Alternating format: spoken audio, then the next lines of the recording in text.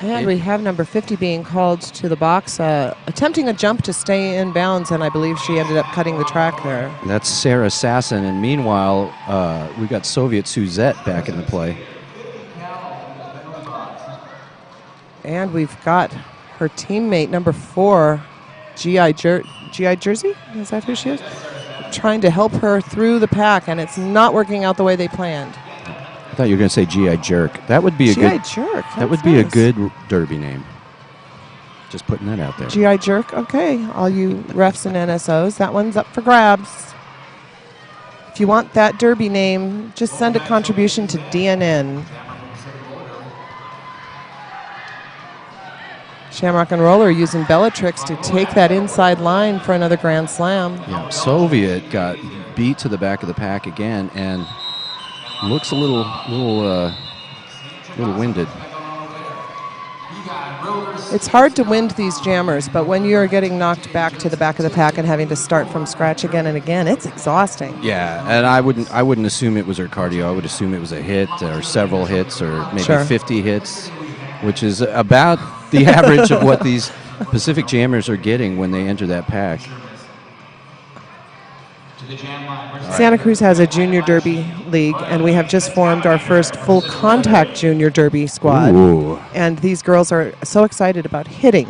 And what we're trying to teach them now is what it feels like to get hit as the jammer. And that's a tough lesson for some of those youngsters. Yes, Grasshopper. You're going to fall down a lot. First, you must learn to be hit before you hit, Grasshopper. Be the hit. There's Ida Black Sheep on the track for Santa Cruz. She's going up against the Taminator, T2, and that looked like some big cutting right there. But she gets through the pack. And she got 2 points for that pass instead of 4. That means she has passed 2 blockers illegally and will not receive the points for them. Well, good news for Tammy. She got through the pack. Excellent news for the Taminator. I am not seeing a kaleidoscope up on the jam line for Pacific Roller Derby nearly as much as I expected to. Yeah, you know, I mean, aside from our mistaken identity jam, right, we really haven't seen her at all. Where we gave her an injury that she did not actually have. She's doing some great blocking work in the pack, but I did expect to see her on the jam line more. Yes, I did too. And we heard over the break that Cookie Cutter will be going to the ER, and she may or may not have a fracture. Well, we wish her all the best and a quick recovery from whatever it is she suffered from today. All right, Calamity Crush for Pacific. And we haven't seen her jam yet. No, we haven't, but look at what she's done. She is your lead jammer for Pacific Roller Derby. This looks like it might be a good move. Yeah. Get deeper into that jam rotation. Yeah, well, she looks like a heavy hitter. She does. And I'm sure the Pacific coach was like, we need somebody that can wrecking ball their way through this pack because it's brutal. Smart move, and look at that. I believe that would be a Grand Slam for Pacific Roller Derby. I believe that's their first Grand Slam of this game as she hugged the inside line, and really Pacific doing an excellent job of tying up Santa Cruz's blockers. They didn't even see her there. And look what they're doing to Candy Hooligan, keeping her toward the back of the pack until right now. That's fantastic work for Pacific. Yeah. It's as if this jam is a new Pacific. It is. This is a different matchup right now. This just happened. Yeah, wait, now that just happened. That's very be here now of you. It's very Talladega Nights. All right. Calamity Crush calls off the jam, and that was a spectacular jam. Fantastic work. Let's see more of that. I hope we do see more of that from Pacific Roller Derby. They deserve it.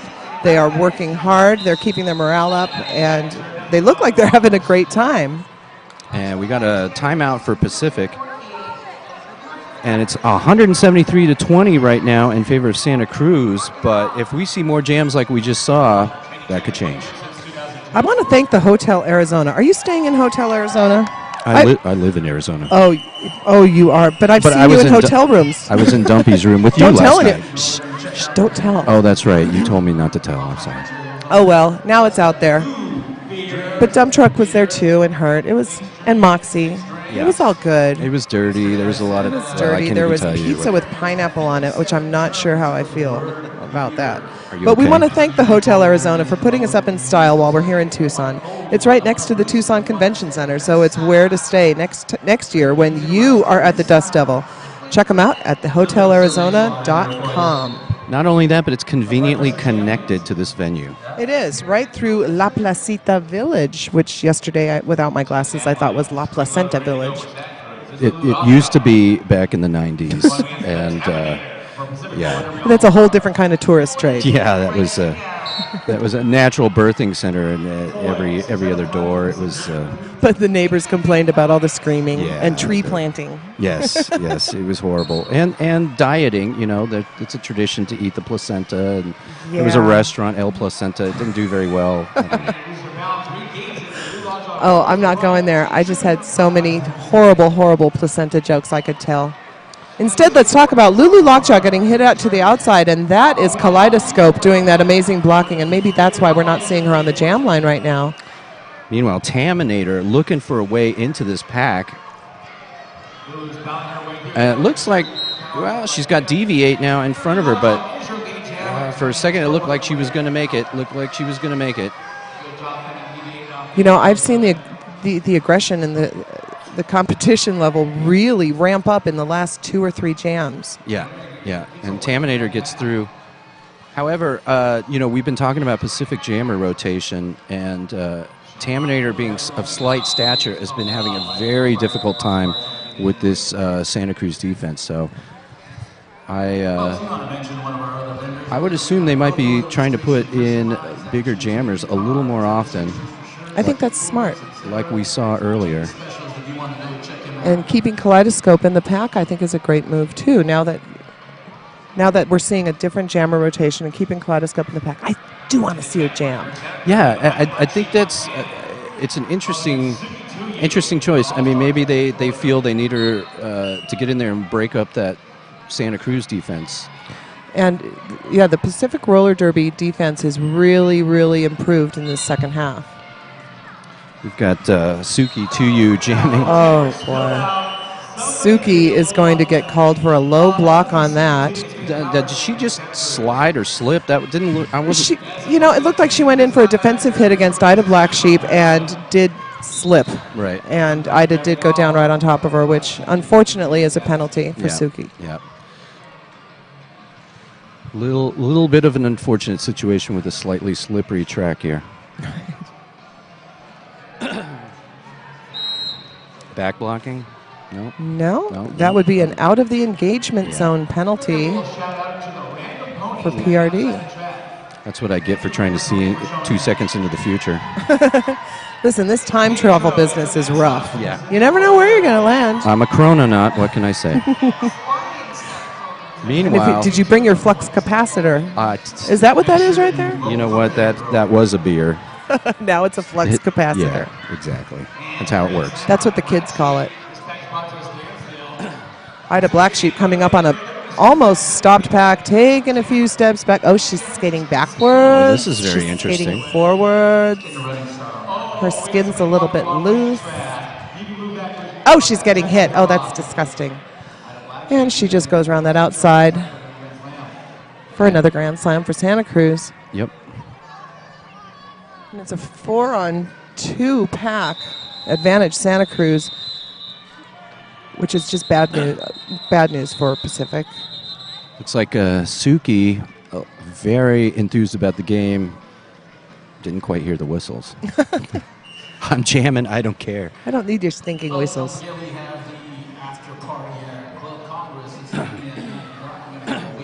Soviet Suzette for Pacific coming up to the line. When I see, is that Cookie Cutter wearing she's got her black tank on, and then she has the gold pants, and something in my brain makes me think, there's a Bay Area Derby girl skating with Pacific Roller Derby, only because she's wearing those shiny gold pants. Oh, that's Calamity Crush. Oh, that is Calamity Crush. I was going to say, Cookie Cutter healed her leg already? Oh, no, I'm sorry. Calamity Crush. She's I wish, amazing. Soviet Suzette's in there by Kenny Hugan. Kenny Hugan is not going to jammer for a backline penalty. Suzette can still take it. Now, this is what we were talking before. Calamity Crush had such a good jam before, and I'm just wondering why they've put her back in the pack. Yeah. I mean, I understand they need the big blockers in there to deal with that Santa Cruz defense, but this is that jam was really the turnaround jam for Pacific and really the best success they've had this game. Well, let's be honest. We talk about new teams and teams that are growing and in a process of learning what works and what doesn't, and included in that are the coaches. Yes. The coaches are also have a learning curve as well. Yep. And so they're figuring things out too. They might make different decisions in another game. Nice whip to Candy Hooligan, but right into the back of a couple Pacific blockers. She gets through no problem. That was 4 points on that pass, or is that a pinky? That is a pinky. Yeah. I think that was another grand slam. And that's another full 5 points for Candy Hooligan.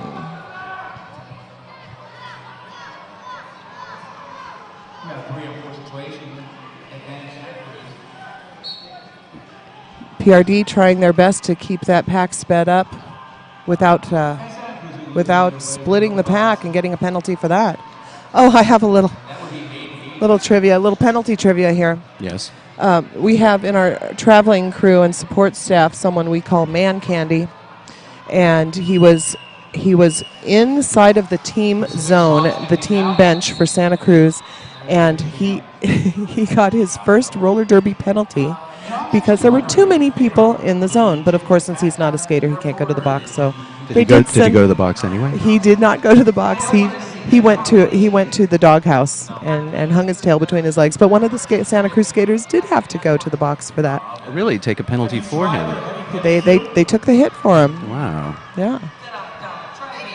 See, if I were him, I would have insisted that I do my own time for my own crime. I will sit in the box. You go on with the game. I'm sure he would have preferred it. Yeah, I'm sure they would have too. All right, Taminator, T2 up to the line again for Pacific.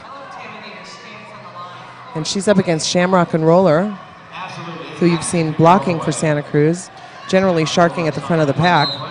And she's through in your lead jammer. Looked like that hit she got almost helped her get through. Yeah, sometimes when you're hit a little to the back of the shoulder, it will propel your jammer forward. Taminator also through the pack and coming, just taking on Shamrock and Roller. You know what? I don't care. You gotta give it up for Taminator's moxie. Look at that. Absolutely. She's not backing off. She's just going for it. I like that. Yeah, and she's had a tough time this whole game getting through the pack, but I've gotta give her so much credit for just persistence. I mean, she doesn't give up. She doesn't quit. She gets knocked down 100 times. Yeah. And just keeps fighting her way and clawing her way through this pack. And if she's feeling it, she's not showing it. And Shamrock and Roller calling off that jam after giving Taminator a little cardio workout. Yeah, and speaking of cardio, she must have tremendous cardio because they have been jamming her over and over and over again this entire bout. Hats off to Taminator.